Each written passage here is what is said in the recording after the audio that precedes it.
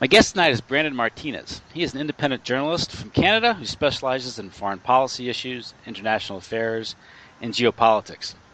He has written extensively on Zionism, Israel-Palestine, U.S. and Canadian foreign policy, war, terrorism, and deception in media and politics.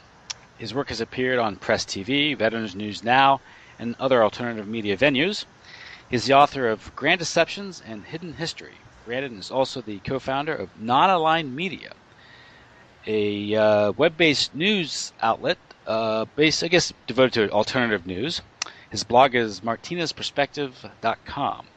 Brandon, is that a good intro? Want to add anything there? Did I miss anything? That sounds perfect. Thanks for having me on your show. Oh, great. So, article you wrote recently, The War on Conspiracy Realists Continues. I guess certain laws have been imposed in the United Kingdom by David Cameron. It gets into some of these, the war on free speech to suppress open debate on some of these issues regarding Israel, Palestine, foreign affairs, international policy. First of all, you said conspiracy realists as opposed to conspiracy theorists. Can you want to go into that a little bit? Sure. Well, the term conspiracy theorist is wielded by establishmentarian academics, so-called, by politicians, by elite media shills to denigrate anybody who has a skeptical viewpoint on geopolitical affairs, right? So if you question official stories or narratives, which are in themselves conspiracy theories, right? Because a conspiracy is simply two or more people getting together in secret to plan a criminal activity, which is something that gets prosecuted every day in the courts. In any normal functioning justice system, conspiracy is a charge, so it happens all the time. So the suggestion that governments don't do that, it's obviously a top-down narrative that they want to pursue to cover for themselves. So they've created this term conspiracy theorist, which was essentially fostered back in the 60s by the CIA when people started to question the official story of the JFK assassination, all the impossibilities surrounding that event. So it's been wielded ever since, mainly by Western governments, but also by any government, the Russian government, Chinese government. All governments use this term to try to discredit skeptics and critics of their official narrative. So I refuse to use that term conspiracy theorist. There's nothing wrong with being a theorist. The scientific method, of course, involves theorizing about things to come to solid conclusions and weighing the evidence. So there's nothing wrong with a theory, and certainly conspiracies happen all the time. So a conspiracy realist just means somebody who recognizes that governments at times conspire behind the scenes to undermine the public good or commit nefarious acts that don't serve the interests of the people, but serve these select few people in the government and business world that benefit from government policies, right? So I think everybody should start using the word conspiracy realist and eschew this epithet, this pejorative term, conspiracy theorist. Well, yes, that anyone who's bothered to look into these matters, whether it's 9/11, the JFK assassination, the Vietnam War, or just politics in general, knows that politicians get together with lobbyists and special interests, and they do conspire. Conspire means just to breathe the same air, but right. they do conspire against the people. That's what lobbying is all about. That's why there are 10 lobbyists for every, or 100 lobbyists for every congressman in Washington D.C. And you can probably say the same thing about in Canada and also in the UK. So it's not, you don't have to be a crackpot to to believe in that. That's right. Common sense. But obviously, when you get into some of the article you wrote about was, efforts made by the British Prime Minister David Cameron to. So the British Prime Minister, if we remember back in September of last year.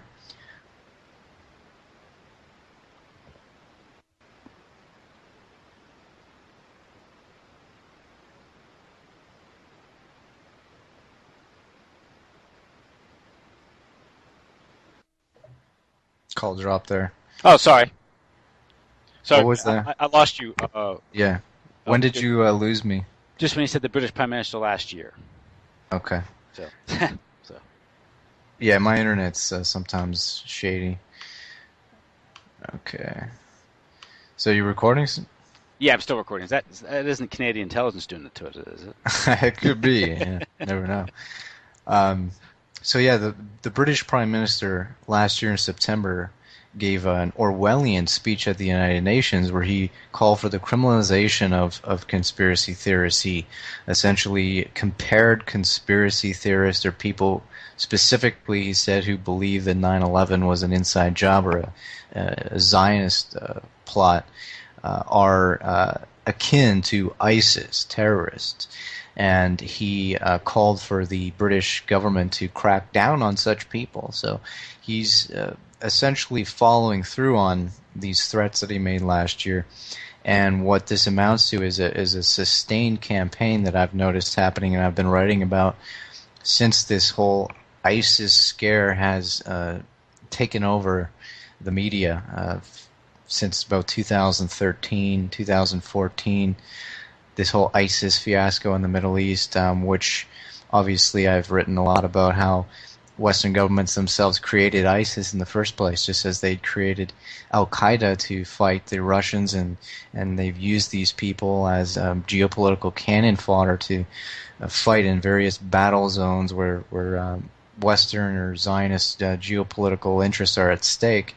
So they've created this ISIS boogeyman, and now that they've created it and used it to attack governments that they don't like, specifically Libya and Syria, now they're using the image that they've created of ISIS, this boogeyman image, this terror group that is chopping people's heads off, and they're everywhere. They're like these elusive boogeymen that pop up everywhere, and they're on Twitter, and they have all this prowess. Of course, all this is done with the full support and backing of Western intelligence.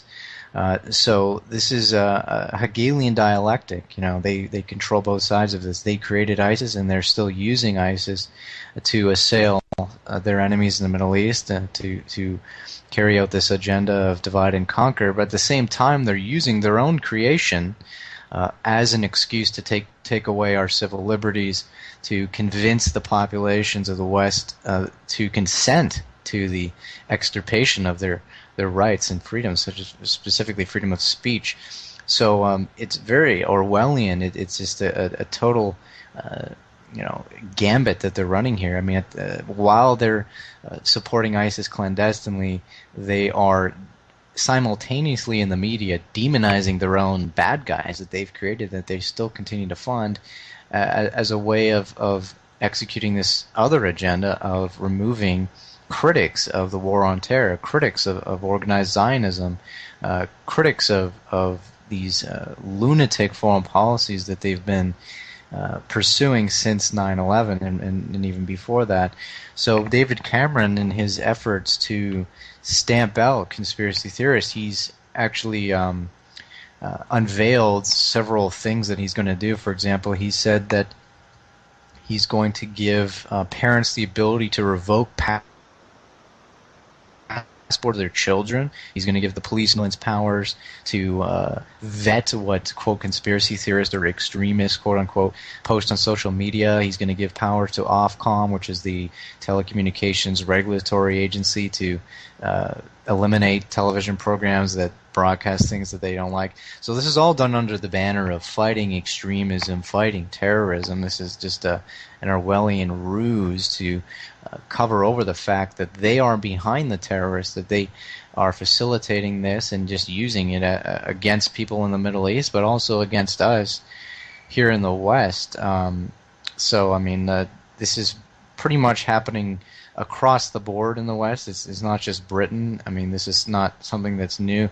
Stephen Harper in Canada is pushing for very similar measures. He just passed Bill C-51, an anti-terrorism bill, which effectively does the same thing. It gives the intelligence agencies carte blanche to tap phones and spy and detain and arrest without any charge. And it's all being done under the guise of fighting ISIS, but anyone who's learned in geopolitics and history understands that they do this all the time. They did it back in the 80s to fund these fundamentalists to fight the Russian enemy in Afghanistan, and they're essentially doing a rerun of that policy today. Effectively, the same players are involved. Israel, the U.S., and their proxies in Saudi Arabia have cultivated this ISIS group to serve the purpose of destabilizing first Libya, and then they've moved on to Syria, and then they'll move on to Iran. And that's part of this neocon, 7 countries in 5 years plan, which was unveiled after 9/11. So this is just a duplicitous double game that they're playing. It's something that's been happening for a while now.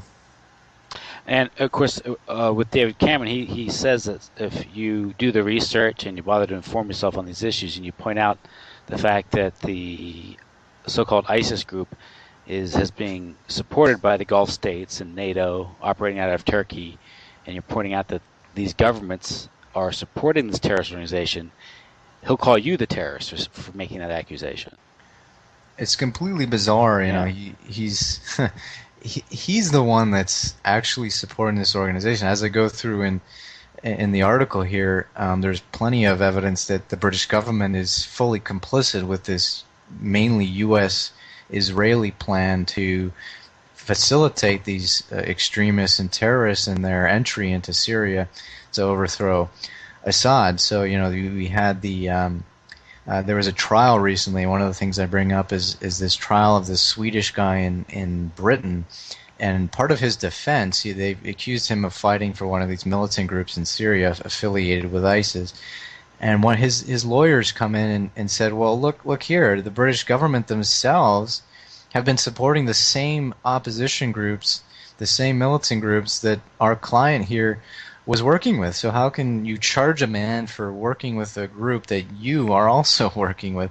So they actually dropped the charges on this guy, fearing that more evidence would come out. Of course, there was the Seymour Hersh, award-winning journalist from the U.S., he wrote this article called The Red Line and the Rat Line, and he went through how the CIA and the MI6 were running this arms smuggling ring through Benghazi in Libya. So if people remember back in 2011, the West and NATO started bombing Libya in support of Al-Qaeda-linked militants and rebels that they had clandestinely been arming and financing, partially through the Gulf states of Saudi Arabia and Qatar. That's sort of a gambit that's used for plausible deniability, which Seymour Hersh even said in the article that they were going to do it through those regimes. They'll do weapons transfers through them so that that they're not, that CIA and MI6 can then claim that they're not directly involved when clearly they are. So they were running this rat line of weapons that they'd pilfered from the Gaddafi regime after it fell, and they were moving these guns into Syria to arm the Western-backed militant groups there, which effectively is ISIS. In fact, the same rebel groups that the West was supporting in Libya have now declared themselves to be ISIS. It's all under the same banner. So this group called ISIS is nothing more than a Western Israeli intelligence operation to take down the remaining impediments to this imperium that Israel wanted to see happen in the Middle East. Going back to the 80s, the Israelis had been calling for the breakup, the balkanization of all of its surrounding enemies. Lebanon and Iraq and Syria were specifically named as prime targets for this, and obviously Iran. And then, they replicated those ideas in numerous think tank reports like the Clean Break strategy report put out in 1996 by Richard Pearl and Feith and other neocons, and that was for an Israeli think tank as advice to Netanyahu, and they reiterated the same kind of thing. They said, we want to overthrow Saddam Hussein as a starting point, as a prelude to weakening Syria and then weakening Iran. So this is all about breaking down the remaining countries that have some semblance of independence from this American Zionist imperium, right? See, ISIS doesn't attack any country that is already on side with this Western Zionist imperium or is more or less controlled by it. So the Gulf states are not being attacked by ISIS. Turkey is not being attacked by ISIS, although there was an attack recently, but that was actually on the Kurdish group, which Turkey is on side with attacking anyway. Jordan is not being attacked. All the governments that have already been co-opted or controlled by the West/Israel, they're not being attacked by ISIS, and Israel itself has never been attacked by ISIS. In fact, ISIS even said in a social media post that they are not concerned with Israel and they have no interest in fighting Israel, and that they're more interested in attacking, quote, Muslim infidels and other Muslims. It doesn't make any sense logically why that would be, but it does make sense logically when you realize that ISIS is this acquiescent tool of U.S.-Israeli foreign policy. So, in this article, I go over some of the evidence that has come out. Seymour Hersh, again, he wrote a report back in 2007, way before all of this stuff happened. And he reported on how the Bush administration, in conjunction with Israel and Saudi Arabia, had formed a new partnership, and they took on a new strategic direction aimed at combating Shiite influence, the Shiite Muslim influence, which emanates obviously from Iran, from Syria, and Hezbollah. These are the main impediments of Israel in the Middle East. The rest of these countries in the Middle East, the Sunni majority states, have more or less been co-opted or are under the control of the U.S. or Israel. Made peace deals with Israel at like Egypt and Jordan, or are in league with the West and are doing all kinds of business with the West, such as the Gulf states and the oil industry. So that really spells out what this whole ISIS thing is all about. I mean, Sir Hirsch talks about how the Saudis guaranteed Israel's security. They said, we control the Wahhabi Salafi groups, these fanatics that formed ISIS, and they said, we control these groups. We're not concerned with these groups doing terrorism in the Middle East. We want them to do terrorism. We want them to throw bombs, just not at Israel, just not at us in Saudi Arabia, and just not at any Western interest, but at the Shiites, at Iran, at Hezbollah, and Syria. And Hersh even says that the aim was to weaken the government of Assad, and this was back in 2007. So this was long before ISIS even was on the radar. So, and he's outlining how they specifically intended to finance Sunni extremist groups to do this. So, while they're doing this, while they're running this bizarre Machiavellian gambit in the Middle East to destroy various countries, to weaken them, to harm their populations, on top of the sanctions that already exist that is punishing these countries economically, they're using these terrorists to wreak havoc, but then they're using the fear of these groups from naive people in the West who don't understand this, who don't research geopolitics, and it's just all this stuff is done under the table, so it's almost impossible for your average citizen to ascertain these facts unless they do research, unless they read about these things. So the majority of the population is never going to be aware of these hidden dealings, these under-the-table schemes. So they just believe, that this stuff is all completely organic, that this group just came up out of nowhere, armed themselves to the teeth out of nowhere, they're just financing themselves magically, this is all just magically happening organically and independently of state sponsorship, which obviously is a fantasy.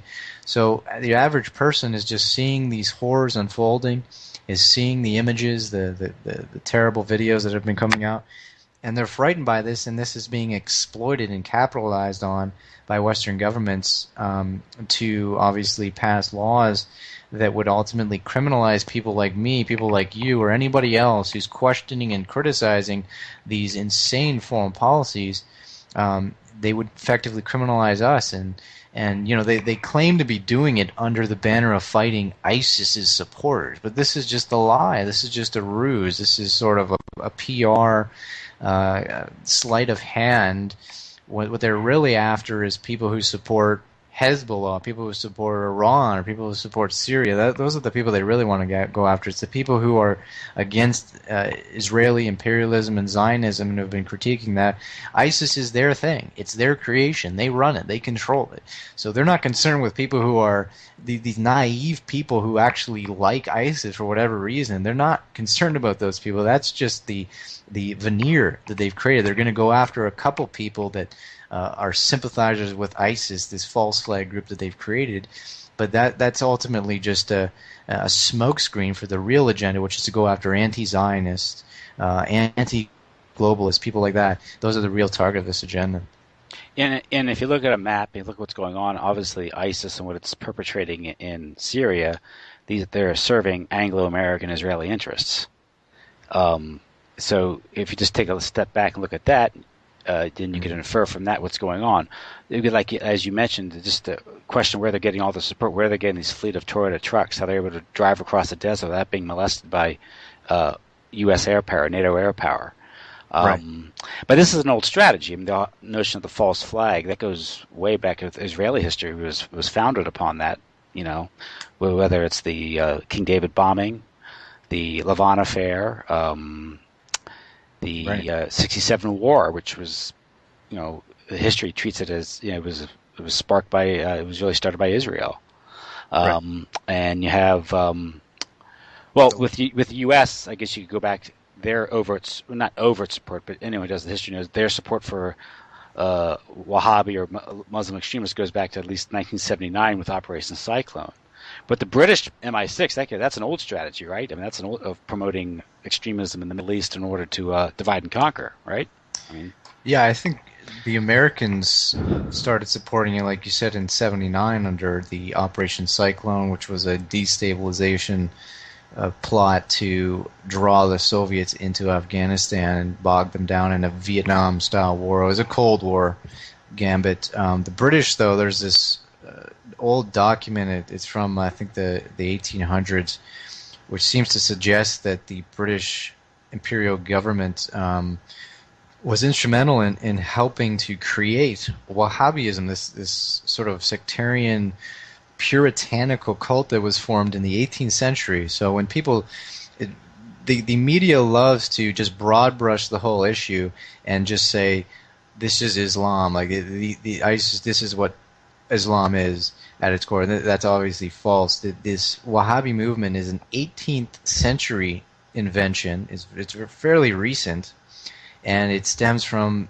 Saudi Arabia, which was propped up in its infancy by the British government. It's a recent creation. This regime in Saudi Arabia, which has spread this Wahhabi Salafi sectarian lunatic ideology, which is far more comparable to Zionism or extremist Jewish fundamentalism, which looks upon non-Jews as goyim or inferior people as opposed to the chosen people as they see themselves.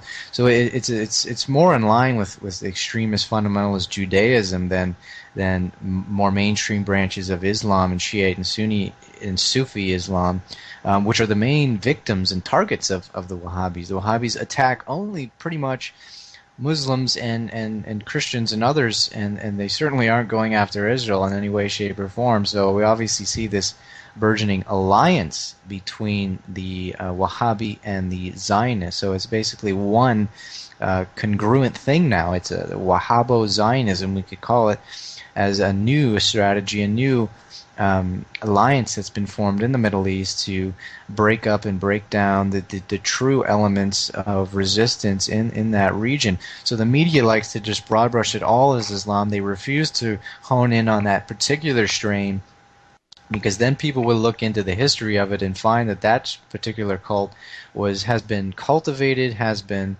supported and fostered from its infancy by Western imperial powers who sought to divide and conquer that region back under the Ottoman Empire days during that rivalry. So if you look across the board, all these different groups that espouse that doctrine, whether it's Al-Qaeda or ISIS or whatever, these groups are clandestinely being supported by Western intelligence. It's always been the case, and it continues to be the case that particular breed fanatical breed of Islam is a tool, is a prop that's used by the West, by much larger powers as cannon fodder. See, those people are being blown to bits. They're just there to serve the empire, to do the dirty work on the ground, and then they'll just be disposed of at a later date. I mean.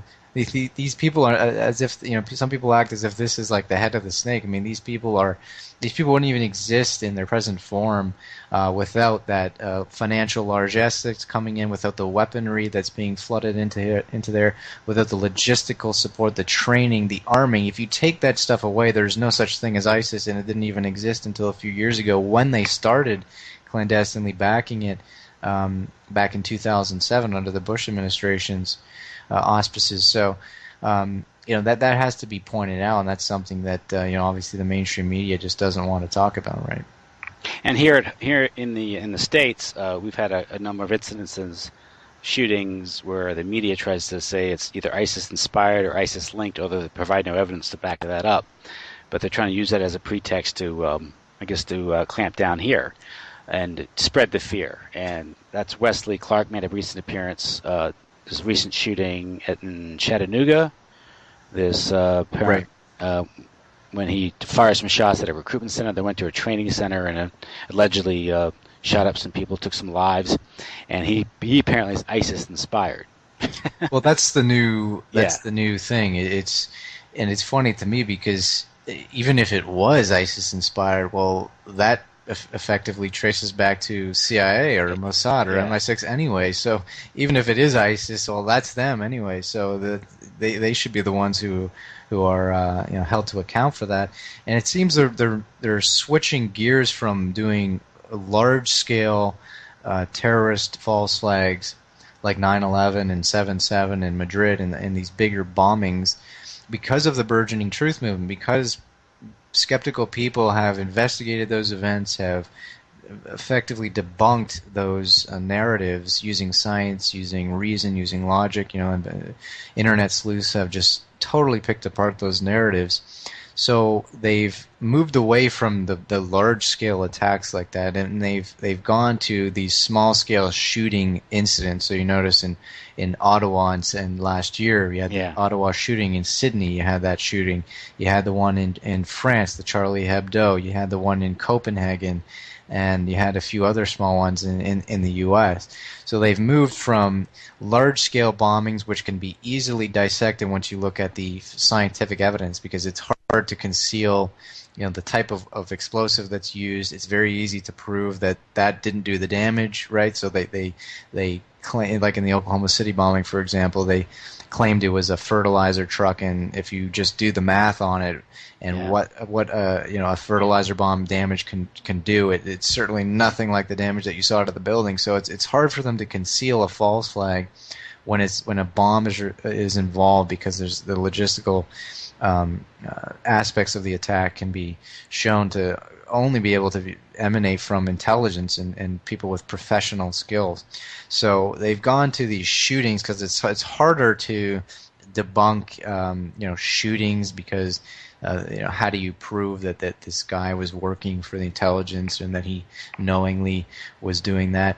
And obviously there's probably elements of mind control involved in some of these things. I mean, if you go back to MK Ultra project under the auspices of the CIA, I mean, mind control, it sounds a little crazy, but it's definitely a real thing that exists, and they've been experimenting with that for a long time. So there's some of that involved, but if you look at the shooters in all of these incidents, all of them have familiar background details. They're all, relatively poor people. They're involved in shady drug business. They have criminal records. Most of them, in fact, almost all of them, the ones that I've looked into. So, and all of them were well known to the intelligence agencies and were being monitored by the intelligence in every single case. So to me, that is the rap sheet of a patsy, someone who's known to the authorities, who has innumerable weaknesses that can be exploited. So he's either a drug addict or he's got mental issues, etc., etc. It's always these very vulnerable people that can be manipulated or coerced or cajoled into doing something, right? So it's how hard could it be to have an undercover agent convince some mentally ill guy who's addicted to drugs to go on a shooting rampage? It can't be that hard. And I think that is basically what we see happening here. We see the intelligence agencies behind the scenes using informants, which the FBI and the MI6 have been caught doing over and over again. They use informants to entrap people, to coerce people to do things. They troll these mosques for any hothead they can find, anyone who's vulnerable and weak and can be manipulated. And then they provide those people with everything that they need, all the resources they need to carry out the attack. The gun, the bullets, the logistical aid. They're just walked into this thing, and then that connection is completely blacked out in the media. They never report on it. None of these mainstream media outlets are trustworthy. They are just mouthpieces of the state. They don't ask any good questions. They do not investigate these things. They don't ask even simple logical questions. If these intelligence agencies since 9/11 have been empowered to the point where they can tap everybody's phone, the NSA has got us all under surveillance. They can run surveillance on anybody without even a warrant. Yet at the same time, all these attacks keep happening. How is it that they have all this power, unlimited power, that should be able to prevent these things, but then they can't do it? So why would we give you more power? It's like this extreme Orwellian delusional thing that they're running. So they can't stop these attacks, but then they demand more power so that in the future they possibly can. It's just like a never-ending cycle of power grabbing. It's like, oh, another attack's happened. We need more power. We need a new bill for anti-terrorism, and we need more police, and we need more intelligence, et cetera, et cetera. It's just a scam for bolstering the state and its power. That's all it is. That, of course, how that works out, how that relationship works out, is detailed rather well in Trevor Arison's book, The Terror Factory, regarding the American FBI Fiddle Bureau investigation. Right. He documents hundreds of cases where FBI informants are the primary cause of these so-called terror plots. That if you take away the FBI informant, you're left with nothing. There is no plot. The people that are caught up in these entrapment schemes are effectively just fools, just dupes, just complete idiots that they find on the street and set them up in these silly sting operations that happened here in Canada recently. A couple out in British Columbia, they were surrounded by RCMP undercover agents who were prodding them, who were encouraging them to come up with an attack scenario. They were saying, they were even suggesting the type of explosives to use. They were suggesting targets. I mean, that's entrapment. That is not a real event. I mean, it's a pure fabrication. And then the media just uses this as more scaremongering fodder to convince the public, we're under threat. There's these lone people, these lone wolves everywhere out to get you and out to kill you. And then it's ultimately just used and funneled into bolstering support for this fake coalition that claims to be fighting ISIS but isn't really doing that, is effectively just using that as an excuse and a pretext to attack, Syria, to attack the Iraqi government, which aligned with Syria, to attack Iran clandestinely. So they say, we're fighting a war against ISIS, while they took out Saddam Hussein back in 2003. In a couple months, they overthrew his regime, and he had to go hide in a hole in the ground. And he had a powerful army, he had a powerful regime, and the U.S. took him down in a matter of months. They took out Gaddafi in a matter of months, and he had quite a formidable security force built around him.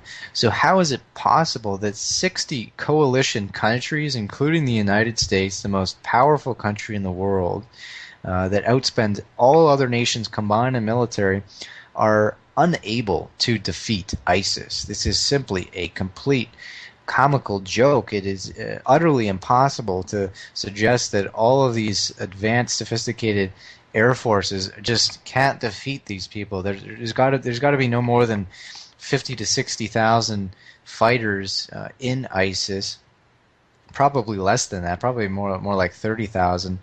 And you have 60 Western countries, and then you have Iran, Syria, and the Iraqi government and Hezbollah also actually fighting against ISIS and taking the brunt of the casualties in the fight against ISIS. So how is it that ISIS isn't defeated yet? It doesn't make any sense if we believe that they're actually trying to bomb ISIS. It's simply not possible. So what we can ascertain from that is that they're not actually bombing ISIS. When they say they are, they're not. They're actually bombing Iraqi soldiers and militias fighting ISIS. They're actually bombing Syrian soldiers who are fighting ISIS. Israel has bombed several Syrian military sites throughout this insurgency since 2012. They've just did another attack on a brigade of Hezbollah fighters in the Golan Heights in January and killed dozens of Hezbollah fighters. They are not fighting ISIS. I mean, you see the videos of ISIS in their Humvees, in their tanks, who are doing parades in the streets of these cities that they take over. They're out in the open. Everybody can see them.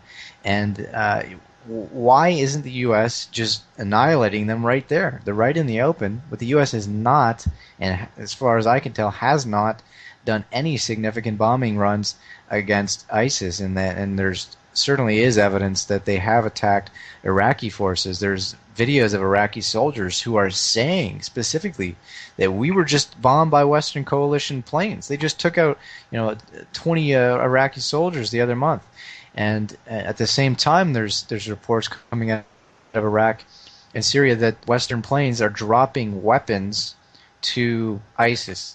Continue to drop weapons to ISIS, caches of supplies and weapons, and this is all done clandestinely, and the Western media just doesn't report it. They just don't report these things. The only way you can get this information if you go to Middle Eastern sources like Press TV and stuff like that. So I was on a show recently, and the guy was saying to me after I said they're not actually bombing ISIS. He suggested that the U.S. has bombed ISIS. They claim that they've killed 9,000 ISIS fighters. They claim they've run thousands of sorties against ISIS. If that was true, it would clearly be the case that ISIS would be faltering. They would be losing ground. They would be crumbling if that were the case, if they're being wiped out by the thousands in Western airstrikes.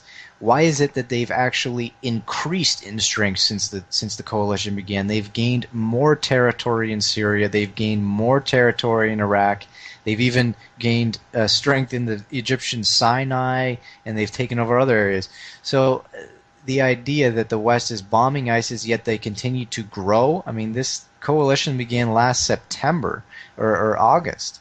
So it's been almost a year since this so-called anti-ISIL coalition began, yet ISIS is still there. They're still fighting. They're still killing people. They're still taking over large parts and chunks of Syria despite that. So obviously, anyone who looks at this logically can see that it's utter garbage that the West is fighting ISIS. They are not fighting ISIS. Well, yeah, I think what's going on there is ISIS is obviously a proxy force for NATO and the Gulf states.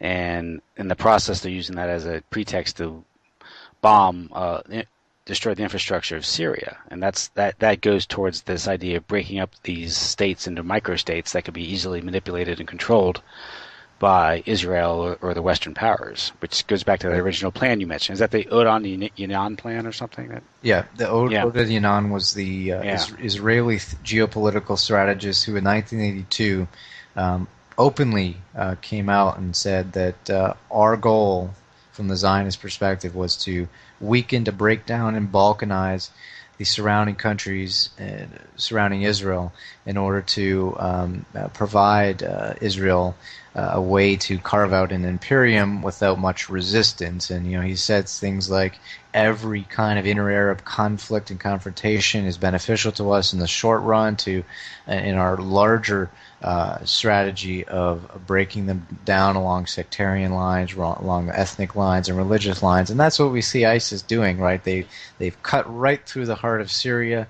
through the heart of Iraq, splitting them off from their patrons in Iran, and they've trying to establish their own little quote unquote caliphate in the heart of these countries. And that's exactly what that Ode Dinan thing called for. It spoke of a Sunni state, an Alawite state in Syria, and a Druze state in Iraq. It called for partitioning into three of Iraq along Kurdish, Shia, and Sunni lines. And that's what ISIS is doing, is literally living out the Ode Dinan plan to a T. You can't make this stuff up. This is it's like it's like a geopolitical chess game, and they've conceived these strategies going back decades, and they're quite patient with it. They realize that it's difficult to do these things in a matter of a few years. The war on Iran, of course, was planned years ago. That was something that was on the list of that Wesley Clark came out with, the 7 countries in 5 years. Iran was certainly on that list, and they wanted to go into Iran years ago. But I think what happened was there was just too much exposure of the neocon plan. I mean, the truth movement, the 9/11 truth movement, I think that really slowed that down. I think they realized that too many people are aware of false flags now. False flag is used to be an obscure term, but now it is very much in the vocabulary of normal everyday people who have been researching and looking into these conspiracies such as 9/11. So that they're having to come up with more and more elaborate ruses like ISIS to justify this, and they're getting away with it. They've been quite successful with this fake ISIS campaign to not only ruin Syria, ruin Libya, use it against Iran, but they've also obviously have been successful in using the threat, the fake manufactured threat of this group they control, as a means of silencing debate here. Well, yeah, they can basically. It's a strategy of tension, where if you can terrorize the populace into embracing the state for protection, you can also make the excuse for shutting down free speech or open dialogue on these issues, because either you're with us or against. Either you're with the terrorist or with us. That's kind of the dialectic they want to create there. Right. Yeah. That's the Bush doctrine. He said you're either with us or with the terrorists. That doesn't really make sense, since the Bush administration and the neocons who controlled it were behind 9/11. The 9/11 attacks were merely a pretext, a catalyzing event that they had been yearning for years, as laid out in the Project for the American Century, that would be used to ignite a clash of civilizations. And that this ISIS group, amazingly, in their own magazine, they even have a magazine, they've reiterated this clash of civilizations scenario themselves. They've said that. They actually quoted Bush as saying that. So they're promoting the exact same agenda as the neocons. The ISIS group is just a mouthpiece for the neocon Zionist clash of civilizations agenda. It is almost surreal, to the point where this is like a comedy show. Their videos that they produce are Hollywood caliber. I mean, the idea that these ragtag militants can run around the desert and they're fighting an insurgency in Syria, but at the same time they have the prowess, they have the resources to make Hollywood quality videos. I mean, this stuff, literally, if you go watch some of their videos, their execution videos, it's like a Hollywood movie. Like, they have the angles perfect, they got the slow-mo going, it is incredible, and it's simply a testament to the fact that this group is pure PR. It is being run out of Langley. It's being run out of Tel Aviv. These videos are manufactured just for the public's consumption to scare everybody into going along with this clash of civilizations.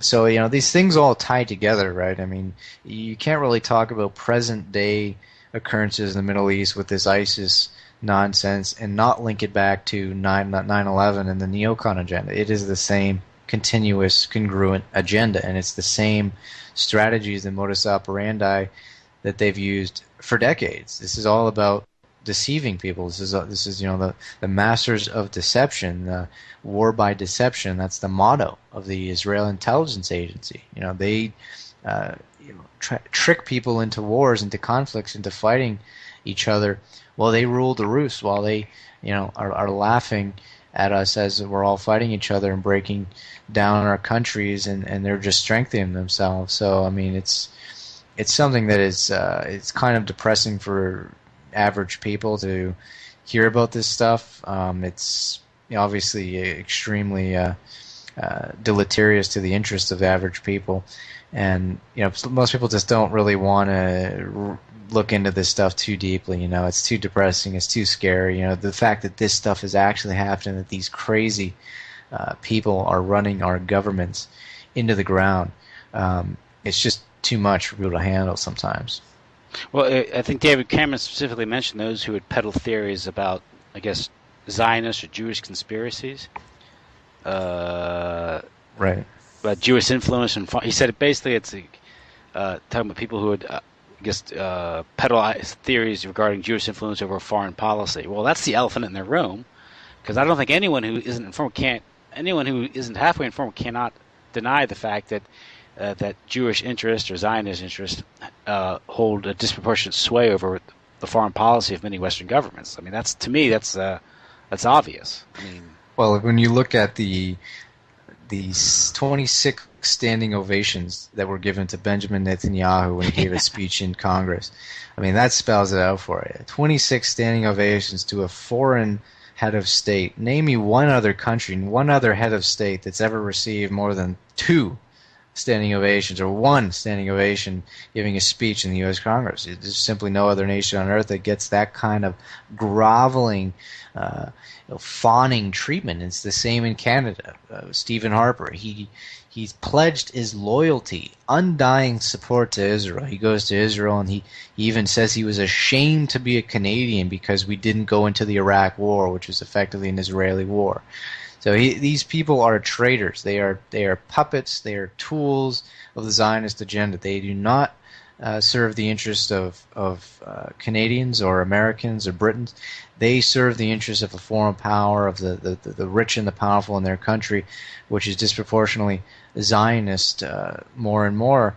And David Cameron, just inadvertently, he is simply confirming what we already suspect.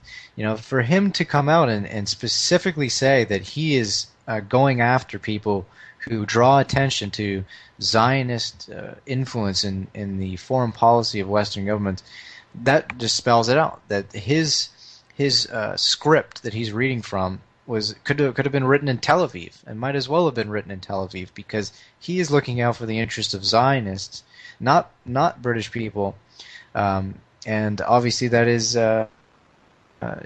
coming to fruition in the expression of his foreign policy, which is on side with all of this madness in the Middle East. And this kind of coincides also with this group that formed in I think in 2011. It's called the Conference to Combat Anti-Semitism, something to that effect. It was convened several years ago. And they had a conference recently where they called for a global hate law to criminalize anti-Semitism, what they called anti-Semitism.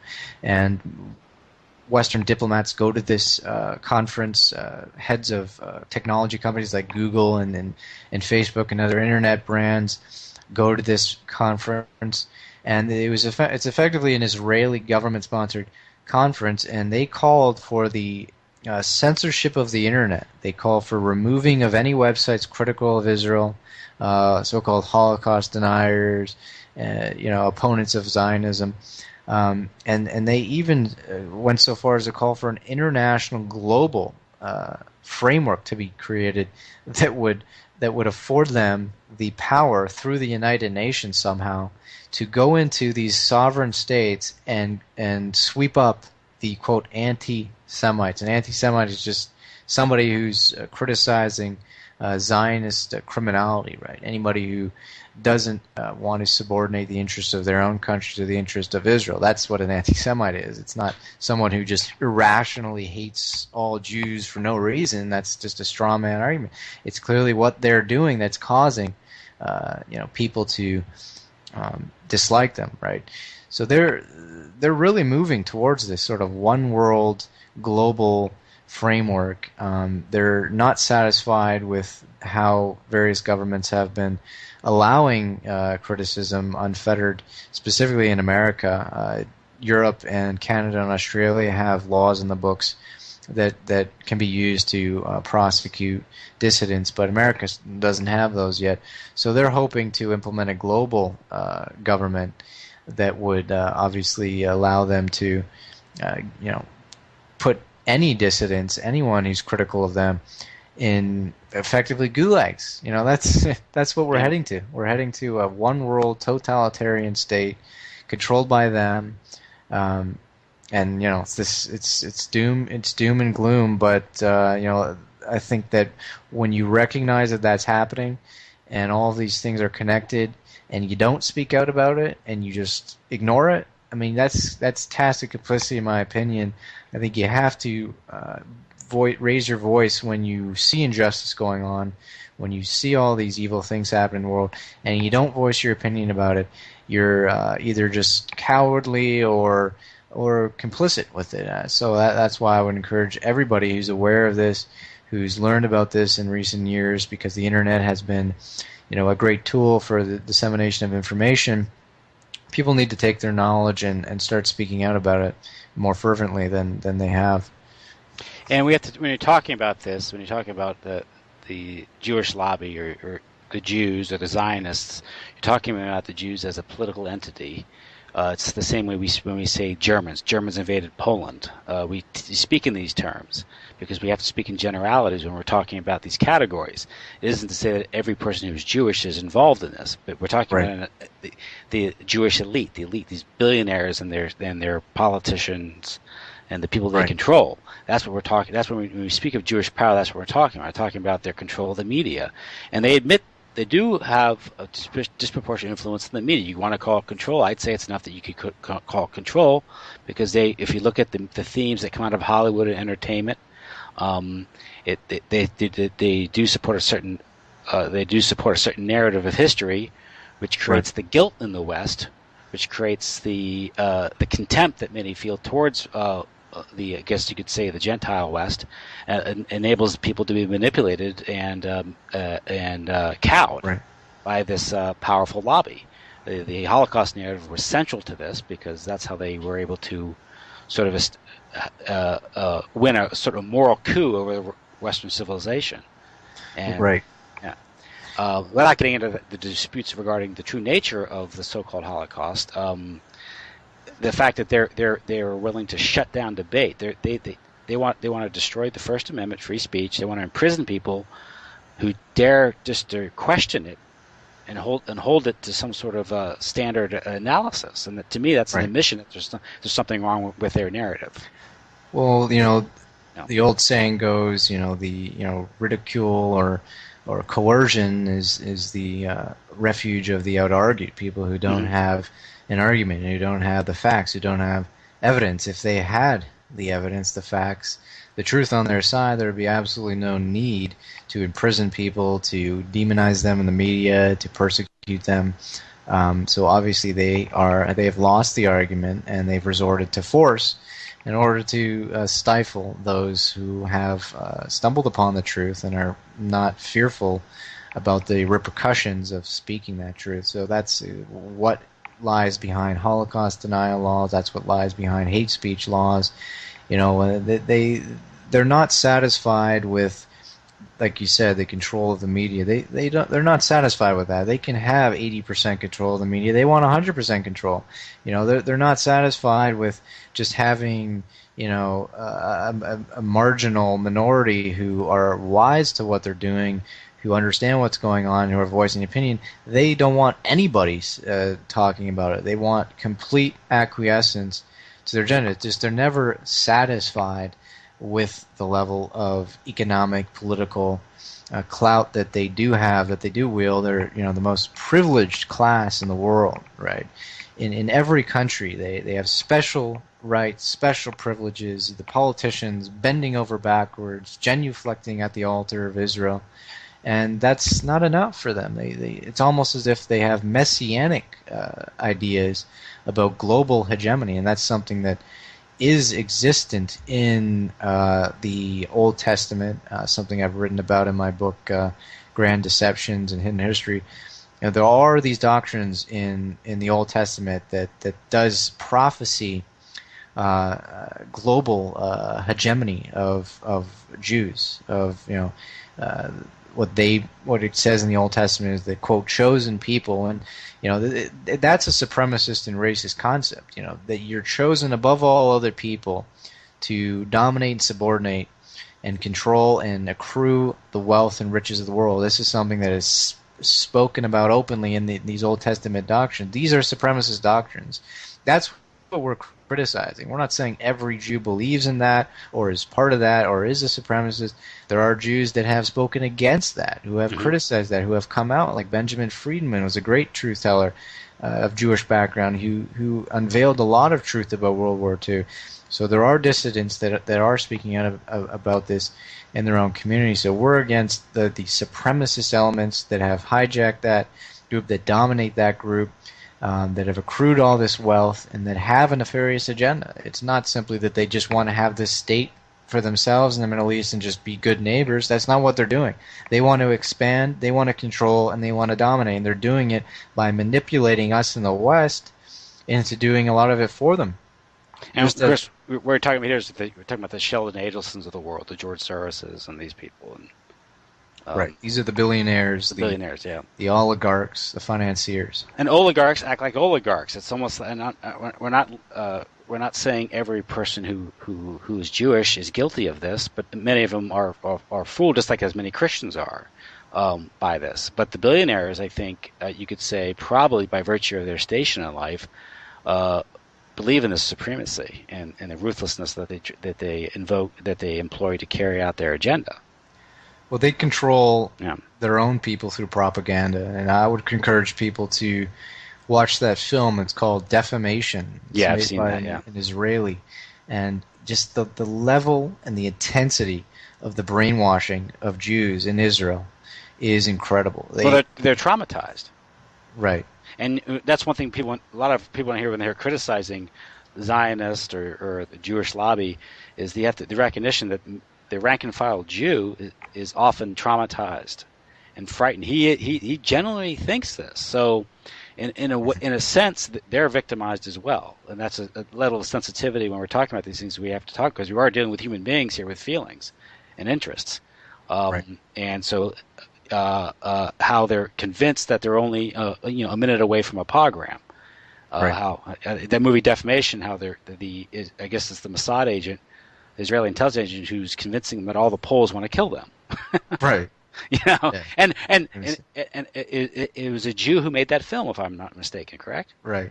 Yeah. So right.